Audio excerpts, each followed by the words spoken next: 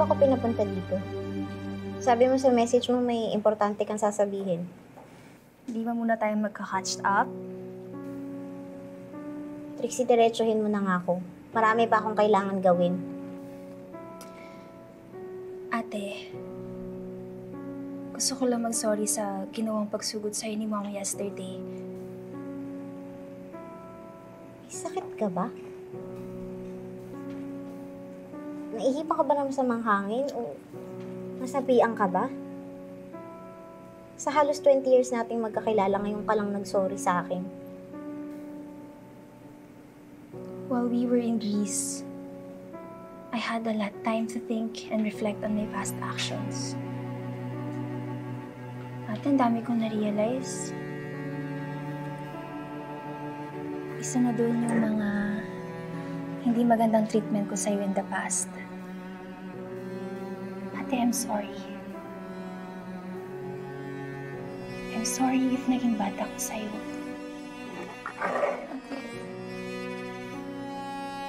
I'm so sorry if may mga masasamang salita ako nasabi sa'yo. I'm so sorry if I caused you too much trouble.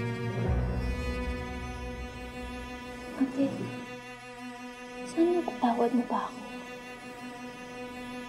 Sana maging okay pa tayo. Kasi wala naman tayong magagawa, diba? Kahit anong gawin natin, magkapatid tayo. We're sisters. Tama ba itong naririnig ko? Kapatid na rin yung tingin mo sa akin. Dati. And I'm so sorry kung ngayon lang ako natauhan. I'm looking forward na maging okay tayo at makapagsimula tayo ulit.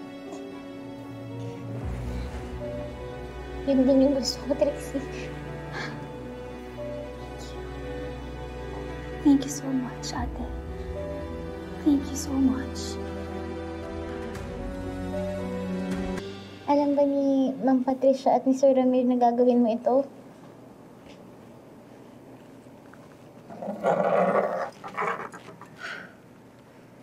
Hindi ko pa sila kinakausap about this. They're always busy fighting. Ate, actually, yun din yung isang reason ko bakit gusto kitang makausap. May malaking pabor sana akong hihilingin sa'yo. Ano?